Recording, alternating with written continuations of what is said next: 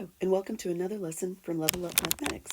In today's lesson, we will be modeling exponential data with scatter plots and equations. To do this, we will perform an operation called exponential regression.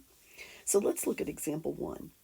The table shows the net revenue in millions of dollars of a company every 3 months for 2 years. The data can be modeled by an exponential function. So they've already told us what type of function we're going to be using. We don't have to guess once we get the data into our calculator. So in problem A, it says determine a good viewing window for the data shown and then use technology to create a scatter plot for the data. Record the viewing window below. Now, when I'm creating a viewing window, this data is all positive, so I know it's going to be in the first quadrant. What I like to do is make my first quadrant so that I can see a little bit into the negatives on the left of the y-axis and below the x-axis. So even though there are no negatives in the data, I want to include a few negatives in my viewing window just so that I can see the data a little bit better. You do not have to do that, but this is how I like to do it.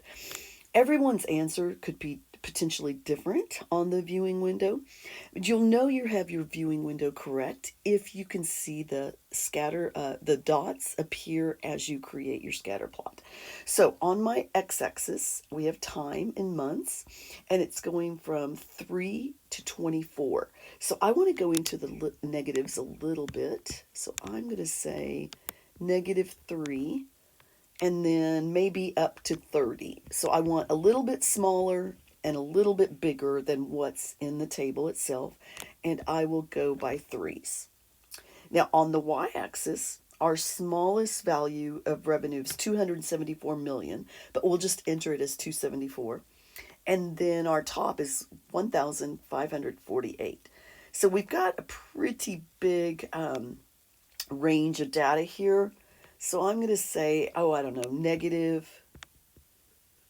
-300 up to maybe 1800. Again, you do not have to use the exact same viewing window I do, just something that you can see all of the points. Now I'm going to step up by 300s. You don't want to go by ones because that would be way too many little tick marks. Now, to set the window, I'll be using the Desmos calculator. I forgot to mention that. But on Desmos, to set up your viewing window, at the very top right corner, there's a wrench. You want to press that. And then look to see where it says x-axis. And I'm going to put a -3 to 30, and I want to step by 3s. And then -300. Whoops, I don't think I put -300 up to 1800. And I'm going to step by 300s. Okay. So there's my viewing window. You can see that I have a little bit room under the x-axis, and I have a little bit of room to the side of my y-axis where I can see my numbers. Okay, that's why I like to go into the negatives a little bit on the x and the y. All right, the next thing we're going to do is make our scatter plot. So to do that, you press the plus symbol and you choose table. All right, so then you're going to enter your values and double checking as you go to look for typos. When students make mistakes on their answer on these, I always check their work for typos first. That's usually where they've made their mistake. So 6,325. So when you're doing this, it's a good idea to compare. Once you get your answer, compare it to another student, because if yours is way off, you'll know you made a typo. So 12,545. Let's see, 15,712. 18,922. And notice how I can see the dots appearing as I enter them into the table. This tells me that I've got a good viewing window. So if you can't see your dots appearing, you need to adjust your window. Okay. 21, 11, 95, 24, 1, 5, 4, 8. All right. Now we've got our scatter plot in there. Now we're ready to write, in part B, write a function rule to describe the data. Round your value of A to the nearest whole number and your value of B to the nearest 100th. So what I want to do is scroll down here, and in the left, on the left-hand side, you'll see a little scatter plot symbol. Select that. Now the default is linear regression, but obviously if you look at your R value, a linear regression model does not really model this data very well. So and the problem itself told us we were going to use exponential regression. So I'll just push the drop down menu and choose exponential. And you can look at my R squared value and see I've got a much better fit to this curve now. All right, so y equals, it gives you the equation. See where it says 196.10132? We just want the whole number there.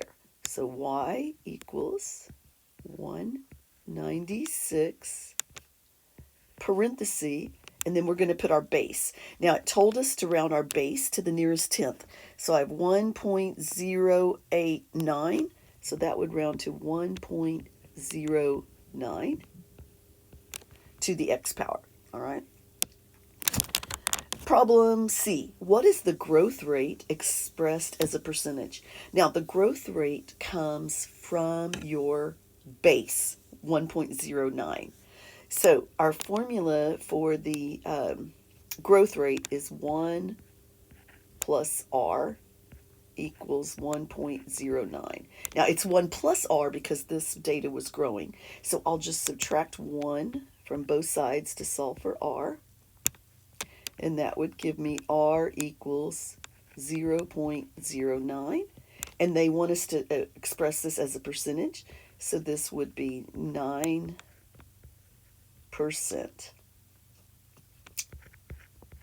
per month. Our time was given in months.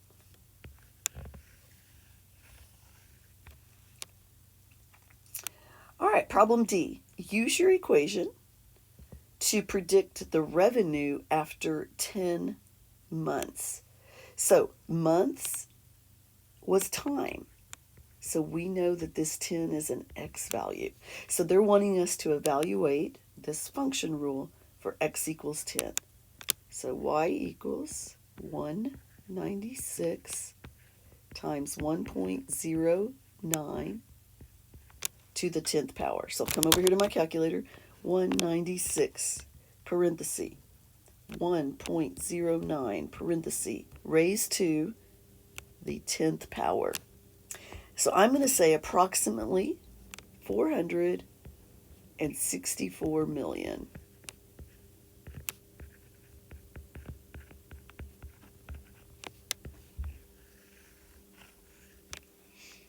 All right, example 2. Mr. Jameson cooked some hamburgers on the grill and then set them aside to let them cool. The data below shows the relationship between the temperature of the hamburgers in degrees above room temperature with respect to the time. So you can see on our x-axis, we're going to have time in minutes, and on our y-axis, we have the temperature in degrees above the room temperature in Fahrenheit. So the first thing they want us to do is set up a good viewing window. So for our x-axis, we're going from 10 to 30. But I like to go a little into the negative, so I'm going to go from negative 10 to 40. So I like to go a little smaller and a little bigger than the data that I've actually given.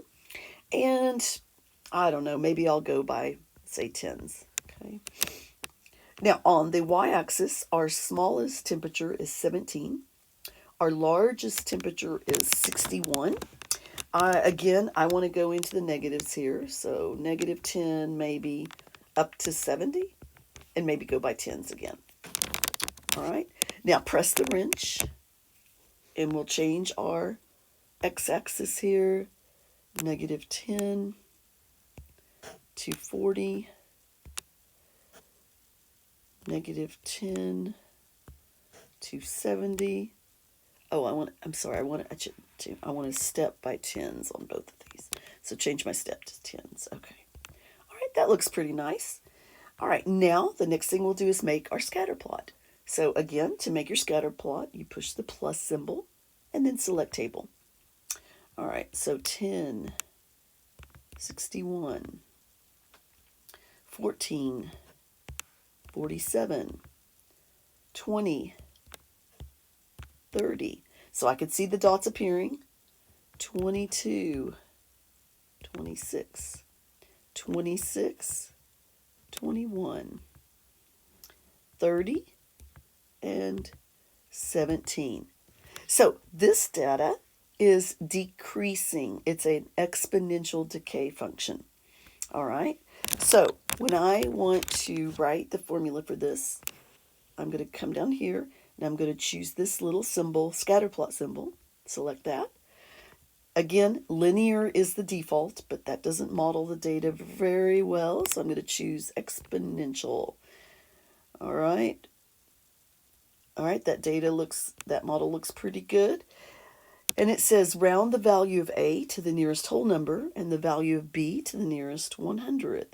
So I have Y equals 119.9. So I'm going to round that to Y equals 120.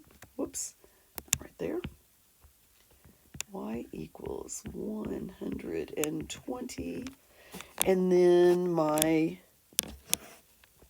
B, I have 0.934, so that would be 0.93 to the x power.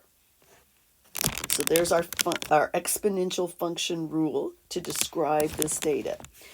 So our next question says, at what rate per minute is the temperature decreasing? So our last problem, we used 1 plus r because that was exponential growth. For exponential decay, we want to use 1 minus r equals 0.93. So to solve this, I want to move the r to this side and the 0.93 to this side. So 1 minus 0.93 equals positive r.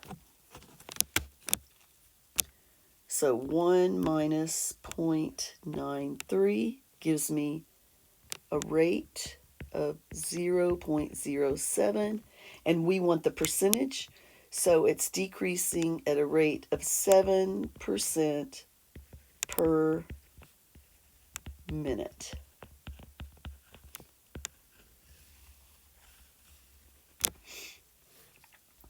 Problem D. Predict the number of predict the number of degrees above room temperature 40 minutes after taking the burgers off the grill. Round to the nearest whole number. So we're going to use our function rule. Y equals 120 times 0.93. But instead of raising it to the x power, we're going to raise it to the 40 power. So 120 parenthesis 0.93 raised to 40th power, and it says round to the nearest whole number, so approximately 7 degrees Fahrenheit.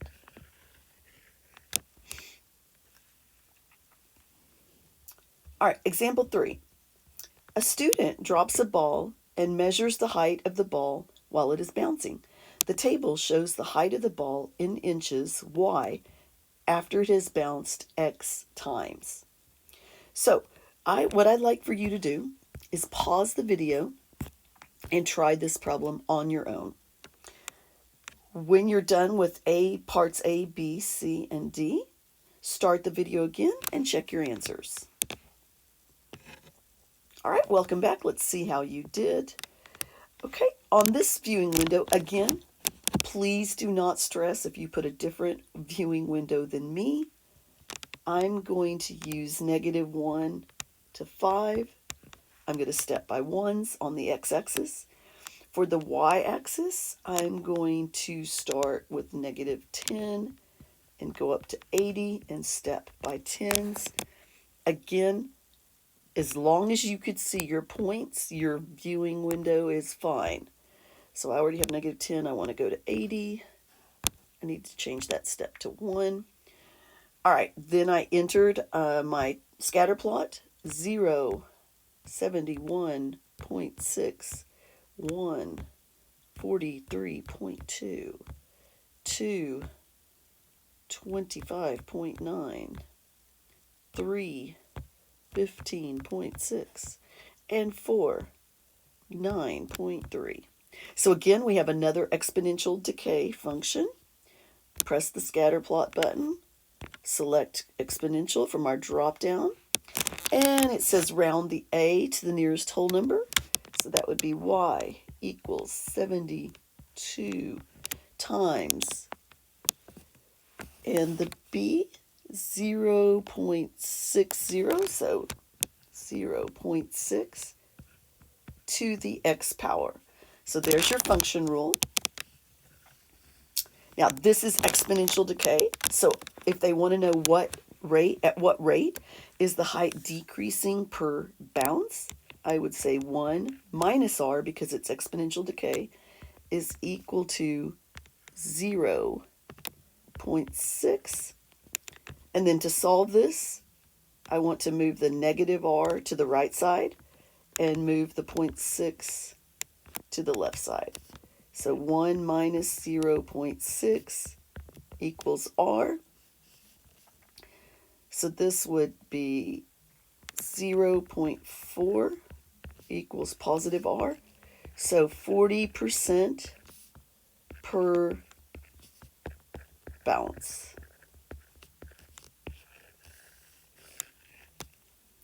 All right. And the last question was, use your function rule to determine the height after 5 bounces. So 72 times 0.6 raised to the 5 power. So 72 parenthesis 0.6 raised to the 5 power. And it said round to the nearest tenth, so 5.6. Approximately 5.6 inches. And that concludes today's lesson, exponential regression.